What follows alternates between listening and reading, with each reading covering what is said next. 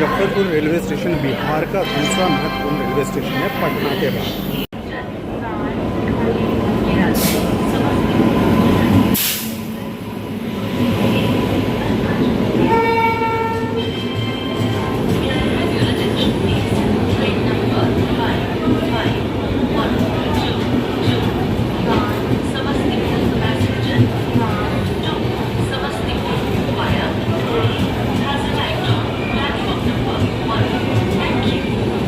आज हमारी train 10 minute की देरी से पहुंची है।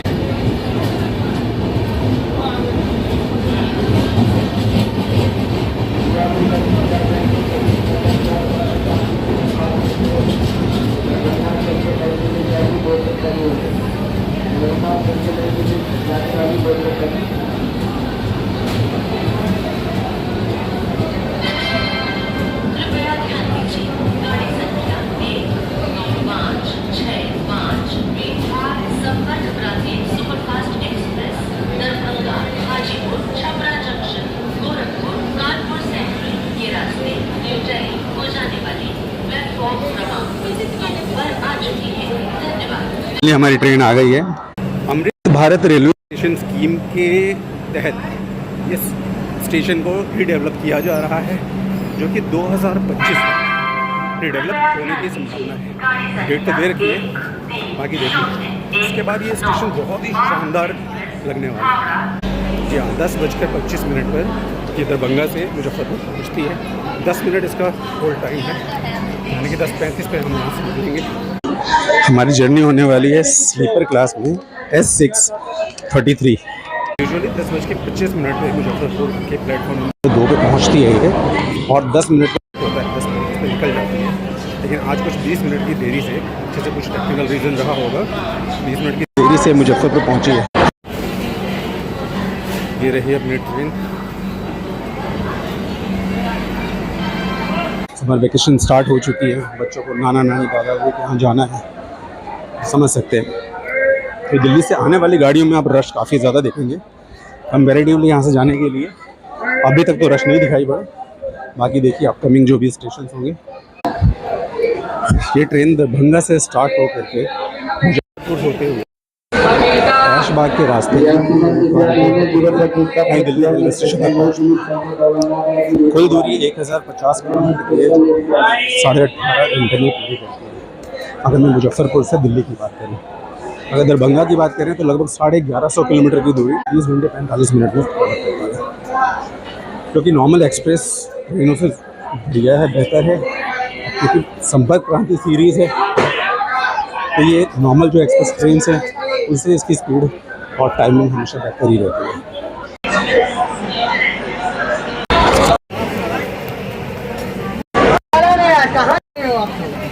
यहाँ ट्रेन अपनी चल चुकी है मुजफ्फरपुर के प्लेटफॉर्म नंबर 2 से।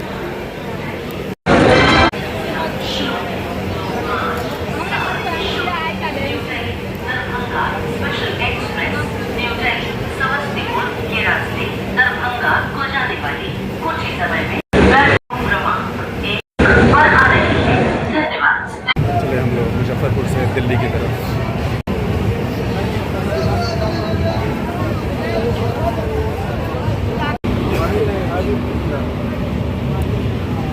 ये सामने सप्त क्रांति सुपरफास्ट लगी हुई है, जिसके यहाँ से टाइम 11:35 पे खुलने का है।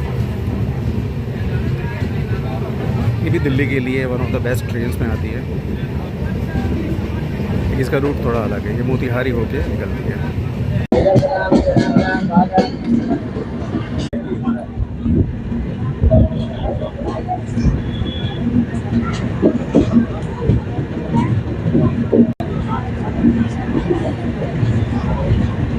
बात करें ट्रेन के अंदर रश की, तो और नहीं तो बिहार की गाड़ियों में ये आपको ये जो जगह है फुल दिखती है नॉर्मली।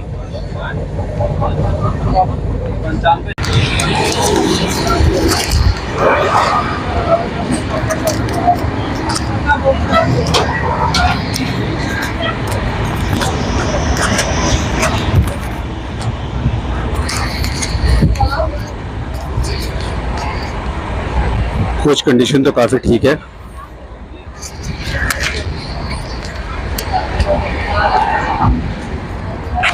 जनरली बिहार के रूट में इतना कम रश दिखने को नहीं मिलता।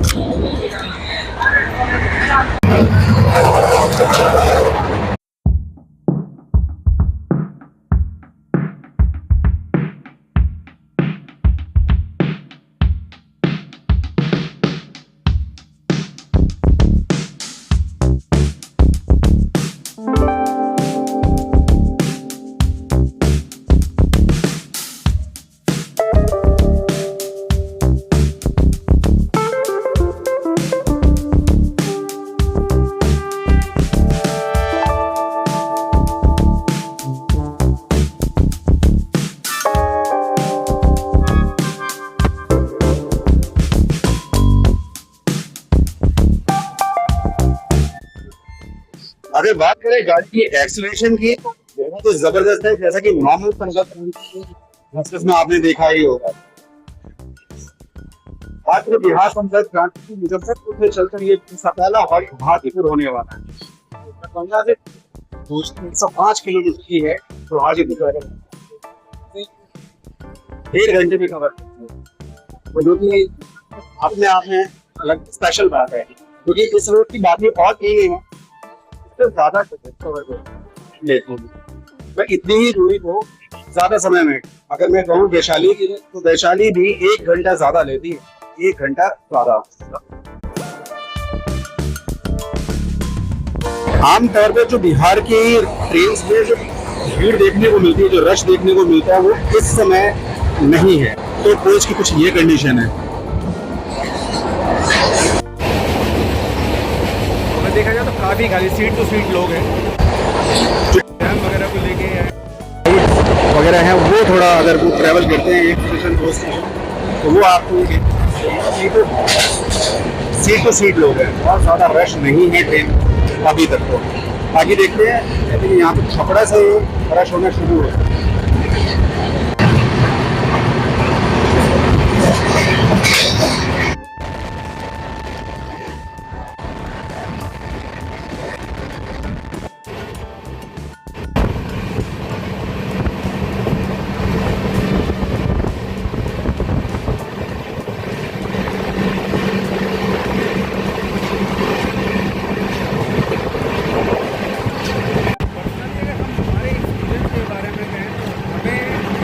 ज़्यादा मज़ा स्लीपर क्लास में आता है।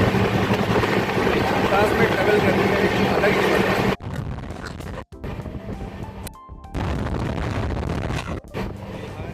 खूबसूरत नज़ारे, हरियाली,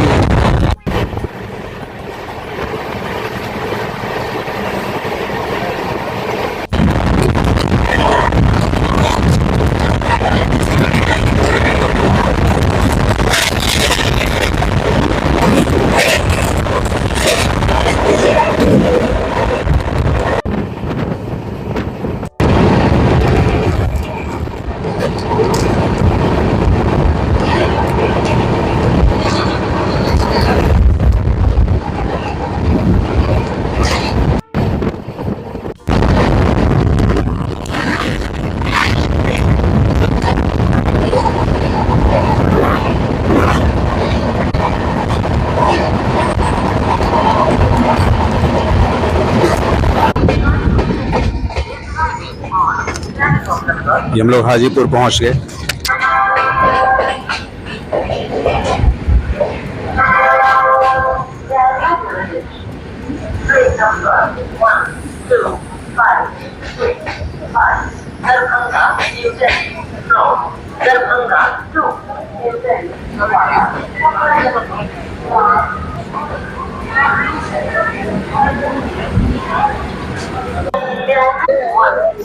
तो दोस्तों 105 किलोमीटर की दूरी तय करके दरभंगा से हमारी ट्रेन हाजीपुर स्टेशन पहुंच चुकी है। हाजीपुर का स्टेशन कोड है HJP और ये अपने केलों के लिए फेमस है। अगर यहाँ केले की बागवानी करी जाती है। हाजीपुर कमर्शियल हब है बिहार के लिए। कहा जाए कि हाँ रेवेन्यू में बहुत ज़्यादा कंट्रीब्यूट करता है हाजीपुर। हालांकि स्टेशन पहले बहुत ज़्यादा छोटा हुआ करता था, जो कि अभी इवॉल्व कर सकते हैं। हाजीपुर में अपनी ट्रेन का हॉल्ट 5 मिनट का है। 5 मिनट हमारी गाड़ी यहाँ रुकने वाली है, तो आप इसी से अंदाज़ा लगा सकते हैं कि इतना भी छोटा स्टेशन नहीं है। गर्मी बहुत ज़्यादा है, केवल गर्मी दिल्ली में ही नहीं, बिहार में भी ये चरम पर है। तो मई है, सोचिए जून में और क्या होगा। बाकी अगर यहाँ आते हैं हाजीपुर, तो हाजीपुर के केले ज़रूर ट्राई कीजिए, बहुत ही टेस्टी होते हैं। केले तो कई जगह खाए हैं, लेकिन अगर हाजीपुर के केले की बात, स्वाद है यहाँ के केले में। अभी आए तो ट्राई ज़रूर करिएगा, बहुत अच्छा है। और बिहार संपर्क क्रांति की ये खासियत है कि इसकी जो भी 15 स्टेशन है वो काफ़ी स्पेशल है, टाइम वाइज, प्रायोरिटी वाइज। क्योंकि अगर हम सारे स्टेशन कवर कर पाए तो बहुत अच्छी बात होगी। हमारी ट्रेन का हाजीपुर पहुँचने का टाइम जो था 11 बजे 17 मिनट का था, लेकिन यहाँ पे 13 मिनट की देरी से हमारी गाड़ी पहुँची है। 10-15 मिनट की देरी जो देरी नहीं होती। हाँ, तो बताइए, जो कि नॉर्मल एक्सप्रेस ट्रेन के मुकाबले ये ज़्यादा बेहतर। और उसकी टाइम की बात करें तो सुबह 10:30 बजे चल कर 5 बजे दिल्ली पहुँचा दो, सुबह पहुँचे। तो उस लिहाज से टाइमिंग वाइज ये गाड़ी बिल्कुल परफेक्ट है। अगर आप ट्रेन से ट्रैवल करते हैं, सुबह 5 बजे पहुँच के आराम से अपना ऑफिस वगैरह ज्वाइन कर सकते हैं, वो एक फ़ायदा है इस ट्रेन से ट्रैवल में। इसलिए मुझे इसकी टाइमिंग बहुत अच्छी लगती है। आराम से अपने यहाँ घर से निकलिए, 10:30 बजे आप स्टेशन पर आराम से पहुँच जाएंगे, गाड़ी बुक कर सकते हैं। और सुबह 5 बजे दिल्ली पहुँच जाएंगे। अगर 10 बजे ऑफिस में जाना हो तो कोई दिक्कत नहीं। चलिए, ऑन टाइम हमारी ट्रेन यहाँ से रवाना हो चुकी है। जैसा बताया था 5 मिनट का हॉल्ट।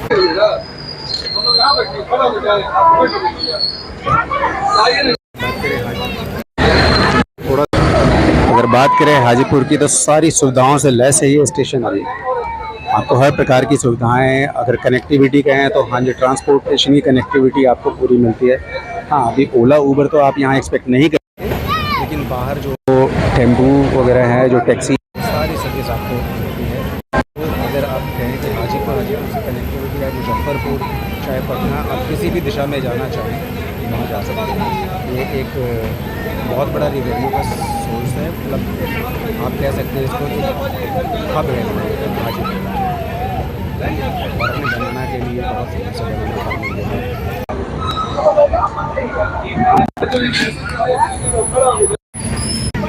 गुड्स ट्रेन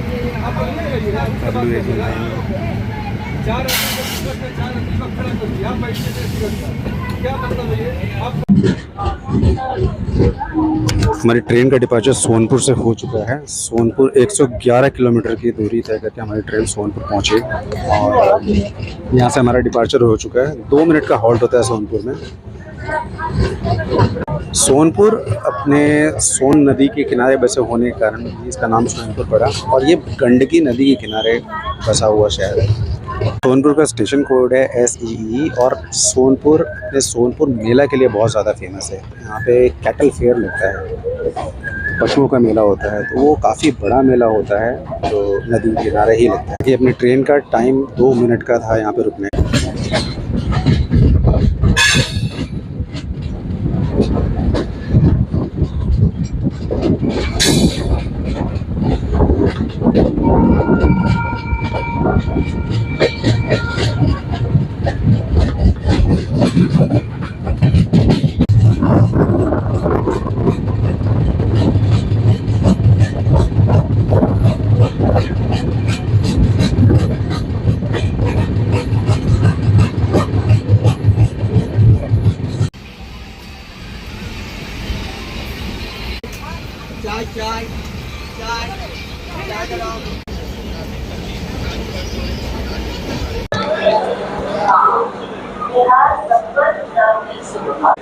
तो 21 मिनट की देरी से हमारी ट्रेन छपरा जंक्शन पहुंच गई है। मुजफ्फरपुर से चलकर छपरा जंक्शन 113 किलोमीटर का डिस्टेंस कवर किया है ट्रेन ने, और अभी अगर देखा जाए तो कुछ 21 मिनट की देरी से है।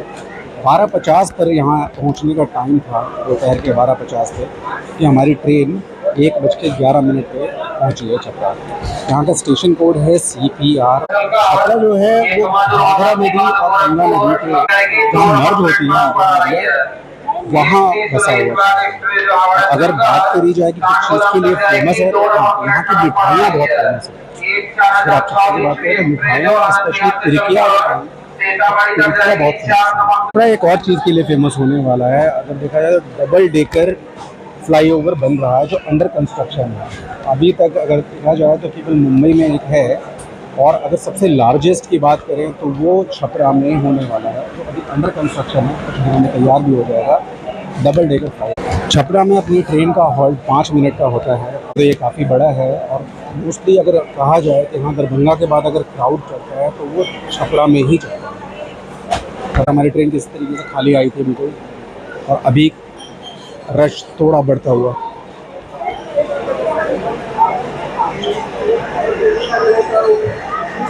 अगर सुविधाओं की बात करी जाए, चलिए ट्रेन चल दी छपरा से। प्रायोरिटी देखी जाए तो इस ट्रेन की फुल प्रायोरिटी है, बिल्कुल on time arrival and departure है। आज क्योंकि पीछे से ही 20 मिनट बनारस ना, तो अगर देखा जाए तो ये पहले से ही 20 मिनट लेट थी पीछे स्टेशन से ही। अभी भी खैर वही है, बाद में कवर कर लेगी। 20 मिनट की देरी कोई देरी नहीं होती है। और जिस हिसाब की प्रायोरिटी है इस ट्रेन की, स्पीड कवर करनी चाहिए, डिस्टेंस कवर और ऑन टाइम पहुँचना।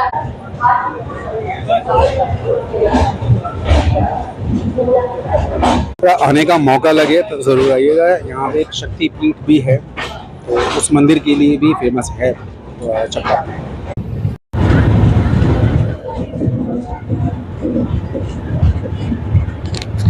छपरा एक काफ़ी बड़ा और व्यावसायिक शहर है बिहार में।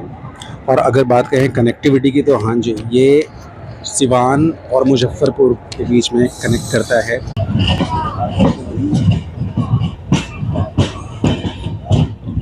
अपनी गाड़ी का अगला हॉल्ट सिवान जंक्शन है, जो छपरा से कुछ 60 किलोमीटर की दूरी पर है। उससे कुछ 1 घंटे के बाद हम सिवान पहुंचने वाले हैं। कोशिश करेंगे उसे भी कवर। बात करें बिहार संपर्क क्रांति की, तो दिल्ली से चाहे बिहार आना हो, चाहे बिहार से दिल्ली जाना हो, टाइमिंग वाइज भी बिल्कुल परफेक्ट गाड़ी है। डिस्टेंस बहुत टाइमली कवर करती है, और टाइमिंग इतनी ज़बरदस्त है। चाहे आप दिल्ली से बिहार आए तो भी सुबह 6 बजे पहुँचेंगे, और बिहार से दिल्ली जाएँ तो भी सुबह 5 बजे टाइम अराइवल है। ये ट्रेन लेट बहुत कम होती है। सिंसियरिटी है गाड़ी में, मस्ट रिकमेंडेड है मेरी तरफ से।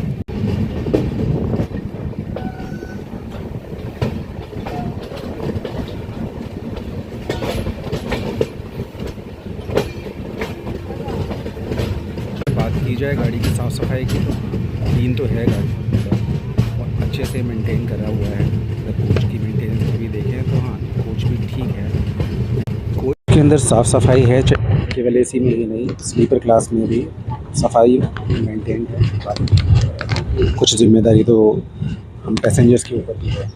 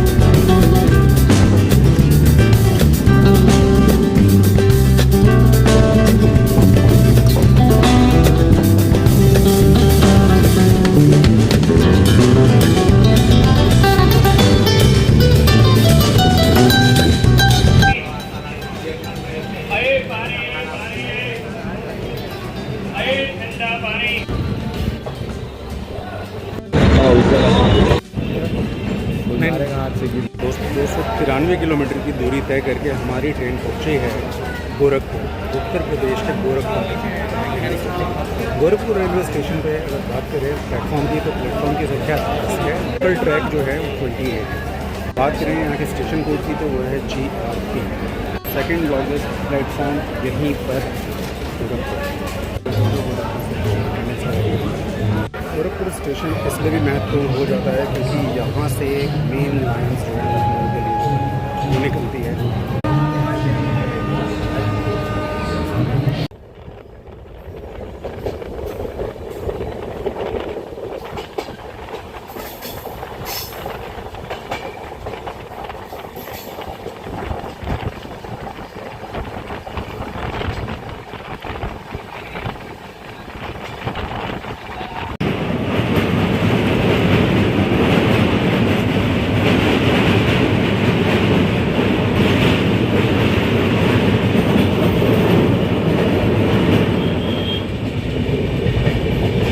एंट्री से वेज थाली ली थी।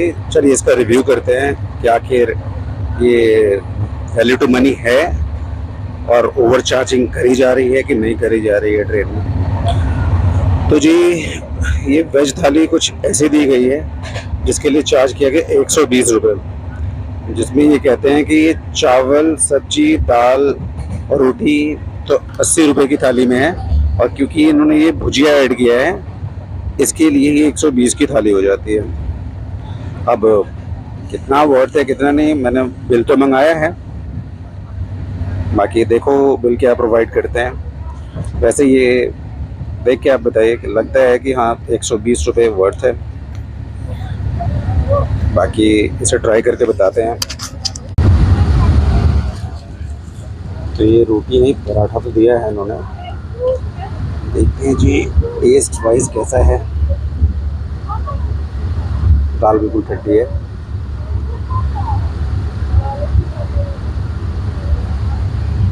अभी टाइम कुछ 8:30 हुआ है, लेकिन खाना ठंडा है।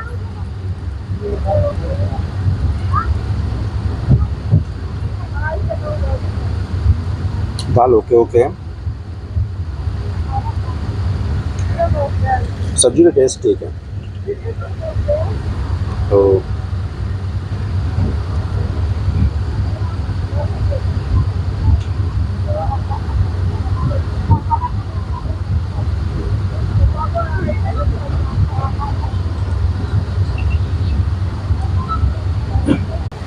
आइडियली जो क्वांटिटी इन्होंने दी है ये 80 रुपये की थाली में दी जाती है। इसके साथ या तो दही या तो फिर मिठाई ऐड करनी चाहिए, जो इसमें मिस है नहीं है। जब पूछा मैंने तो कह रहे कि नहीं वो नहीं है। उसके बावजूद इन्होंने इसे 120 रुपये चार्ज करके दिया है। खाना ओवर प्राइस पे बेचा जा रहा है जो कि गलत है, और उसमें कुछ भी ऐसा नहीं कि क्वांटिटी कुछ बढ़ा कर दिया गया हो, सामान कुछ बढ़ा करके दिया गया हो, सब कुछ वही है। उल्टे दही और मिठाई ये सब भी कम था, वो था ही नहीं इसमें, फिर भी इन्होंने उसका चार्ज 120 रुपये का रखा हुआ है। स्वाद में अगर देखा जाए तो सब्जी जो थी उसे छोड़ करके आलू मटर पटल की सब्जी थी, परवल, जिसका टेस्ट थोड़ा अच्छा था, अब एवरेज कह सकते हैं, लेकिन बाकी जो दाल था वो बिल्कुल फीका, जो भुजिया था वो बिल्कुल फीका, उसमें कुछ नमक तेल कुछ पता नहीं लग रहा था। चावल की क्वालिटी भी आप ऐसा नहीं कह सकते कि बढ़िया थी। तो खाना कुल मिला के एवरेज क्वालिटी का था, क्योंकि समझ में आता है कि चलिए ठीक है, रेलवे ने जो प्राइस डिसाइड कर रखा है उससे ज़्यादा थोड़ी चार्ज कर सकते हैं।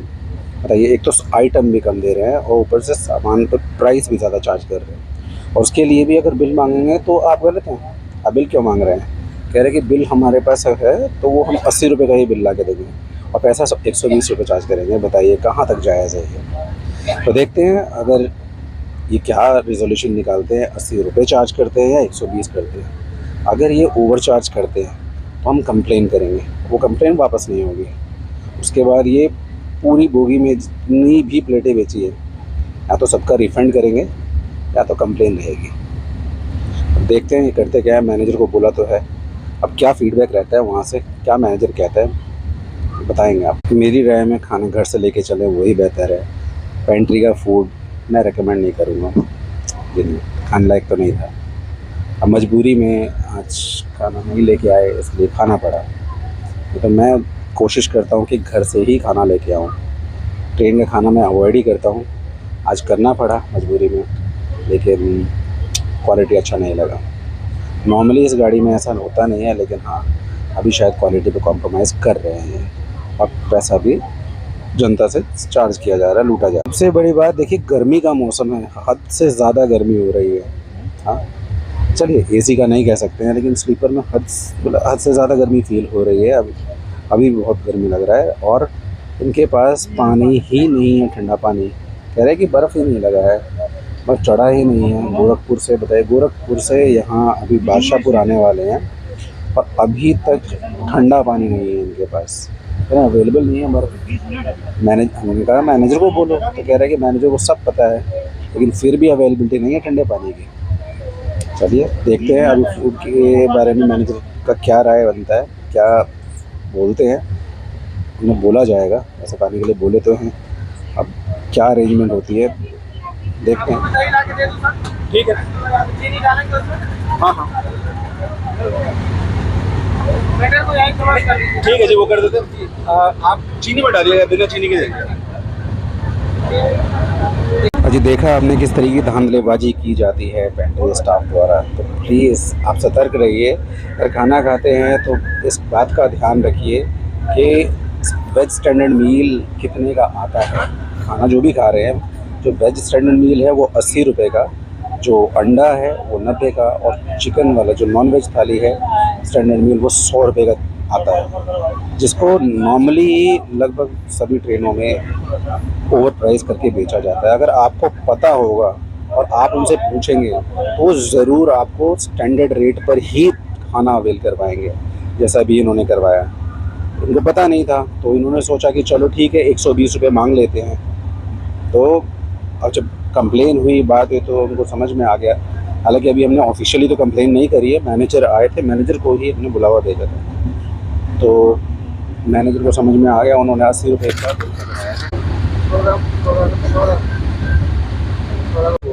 माना है कि और उससे पूछ करके अब नहीं लेके आए।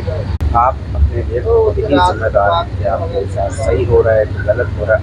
अगर गलत हो रहा है तो उसके लिए आवाज़ भी आपको उठानी पड़ेगी। गलत हो तो गलत बोलिए, उसके बाद जब बोलेंगे तभी सुनी जाएगी। ठीक है, ये तो बड़ी मुश्किल है, ये तो सुधरने वाला नहीं है। हिंदी कंप्लेन हो जाए, आए दिन कंप्लेन होती है, आते हैं माफ़ी मांग लेते हैं, चीज़ें फिर वैसे चलती है। तो जब तक हम सब इस चीज़ को लेकर ही जागरूक होंगे तब तक दिक्कत आएगी। अगर सभी जागरूक हो जाए तो दिक्कत की वाली बात ही नहीं। कुछ लोग इसके लिए कहते हैं क्या 10-50 रुपये के लिए झगड़ा करें। अरे झगड़ा नहीं है, हमने कौन सा उनके साथ झगड़ा किया, मारपिटाई करी, कोई झगड़ा वगड़ा नहीं हुआ। लेकिन उनको हमने अपनी बात रखी, जो सही था वो हमने रखा, उसमें क्या गलत किया भाई। 10 रुपये मेरे लिए क्या मैटर करते हैं, किसी और के लिए क्या मैटर करते हैं, कहा नहीं जा सकता। लेकिन कहने का मतलब ये है कि गलत क्यों दिया जाए। अगर वो चीज़ 100 रुपये की है तो 100 रुपये की दिया जाए। 100 की चीज़ तो 1.5 को देना जैसे 1.5 गुना चार्ज किया जा रहा है। और कहीं कहीं तो आपको बता दें कि ट्रेन के अंदर 180 रुपये की भी थाली बेची जाती है। अब आप समझ लीजिए कि कितनी थालियाँ बेची जाती है और कितना ओवर प्राइस दिया गया है। पानी की बॉटल नॉर्मल 5 रुपये करके 10-15 रुपये की बेचता, रेलवे जो है 20 रुपये का बेचना, उसके लिए भी लोग कहते हैं क्या हम चिल्लड़ की लड़ाई करें। अरे मत लड़ाई करिए, कौन कह रहा है चिल्लड़ की लड़ाई करने के लिए, कोई ज़रूरत नहीं है। लेकिन अगर आप गलत को बढ़ावा दीजिएगा तो वो गलत किसी ऐसे के साथ होगा जिसको वाकई में उन पैसों की ज़रूरत है और उसके लिए वाकई में 5 रुपये मैटर करते हैं। लेकिन उससे मजबूरी में वही 15 वाली बोतल 20 रुपये की खरीदनी पड़ेगी। और जिसको बढ़ावा वो लोग दे रहे हैं जिनके लिए वो 5 रुपये मैटर नहीं करते, जिनके लिए 40 रुपये मैटर नहीं करते।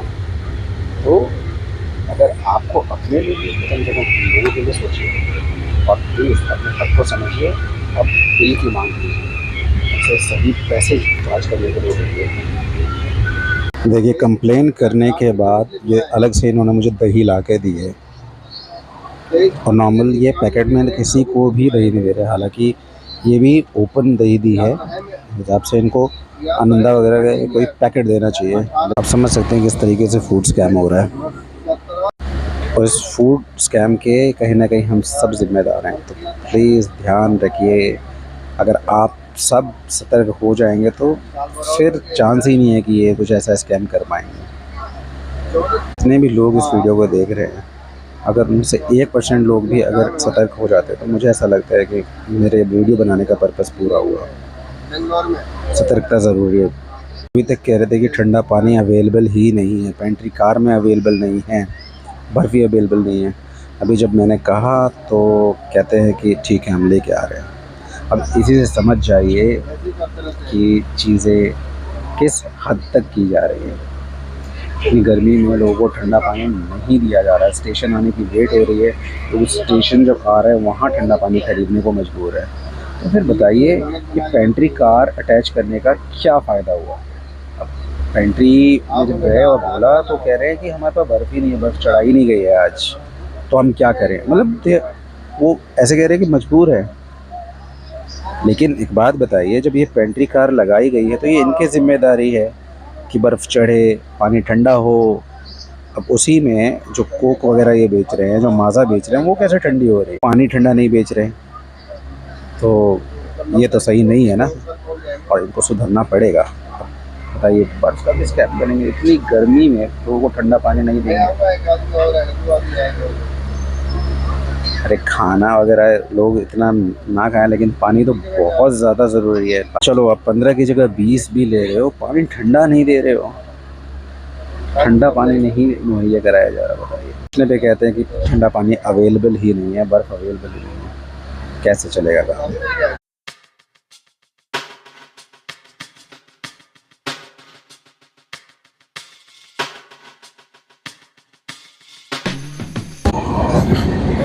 बताइए दोस्तों, बात ऐसी है, अभी भी पानी ठंडा करके नहीं बेचा जा रहा है। गोरखपुर से अगर देखा जाए तो पानी ठंडा नहीं मिला है, और अगर मौसम का कहा जाए तो बहुत ज़्यादा गर्मी है, हद से ज़्यादा गर्मी है, और उसके बावजूद दिक्कत ये है कि पानी अभी भी गर्म बेचा जा रहा है।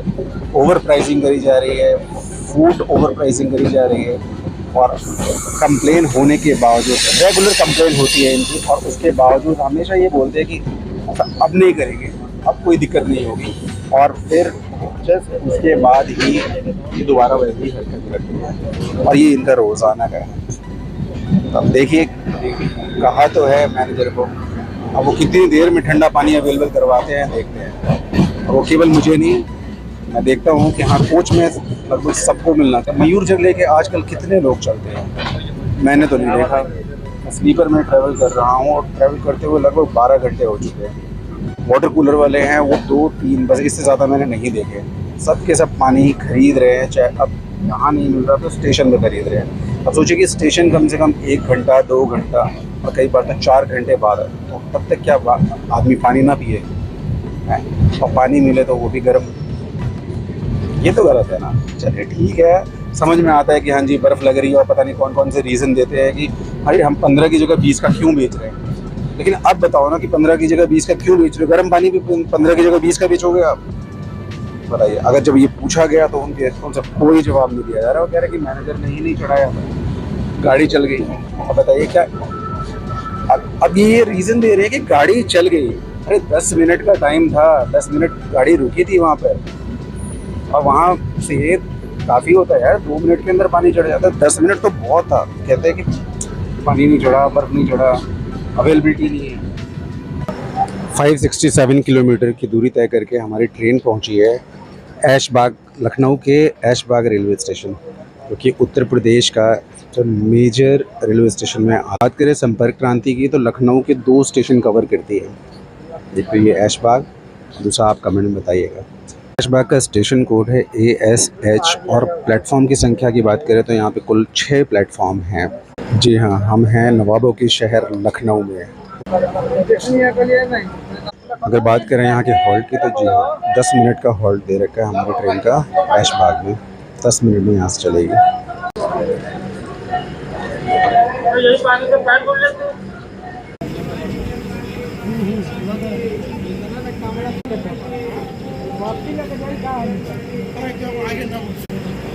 ये लखनऊ के बिल्कुल सेंटर में आता है और इसकी कनेक्टिविटी पूरे शहर के साथ काफ़ी टाइम से है। रेलवे स्टेशन लखनऊ का बड़ा है रेलवे स्टेशन है, 6 प्लेटफॉर्म के साथ डेली कैटर करता है। 1 लाख से अधिक लोग रोज़ाना आवागमन करते हैं। ये स्टेशन लखनऊ शहर के बिल्कुल सेंटर में है और कनेक्टिविटी अगर देखी जाए तो ऑटो टैक्सी सारी फैसिलिटी। ऐशबाग पहुंचने का टाइम हमारी ट्रेन का 8:45 का था, जो कि 1 घंटे 17 मिनट की देरी से हमारी ट्रेन यहाँ पहुंची है अभी 10:15 बजे। तो देखिए आगे कवर करनी चाहिए। अभी तो 1 घंटे 17 मिनट की देरी से चल रही है हमारी ट्रेन ऐशबाग तक।